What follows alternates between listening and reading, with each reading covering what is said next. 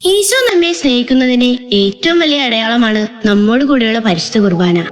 നമ്മളെ ഒത്തിരി സ്നേഹിക്കുന്ന, മനസ്സിലാക്കുന്ന, ഉള്ളു തുറന്ന് പ്രാർത്ഥിക്കാൻ പറ്റുന്ന ഏറ്റവും വലിയ സ്പേസ് ആ ദിവ്യകാരുണ്യ ഈശോയുടെ മുന്നിൽ തന്നെയാണ്. അർത്തുങ്കൽ തിരുനാളിനും ക്രിസ്തുമസിനും മുമ്പായി 40 മണിക്കൂർ ദിവ്യകാരുണ്യ ആരാധന എല്ലാ വർഷവും നടത്തിവരുന്നു. ഇത്തവണ ക്രിസ്തുവിന്റെ മനുഷ്യാവതാര ജൂബിലിയോടനുബന്ധിച്ച് അർത്തുങ്കൽ മുറ്റം മുതൽ കടലറ്റം വരെ നീണ്ടുനിന്ന ദിവ്യകാരുണ്യ പ്രദക്ഷിണവും നടത്തപ്പെട്ടു.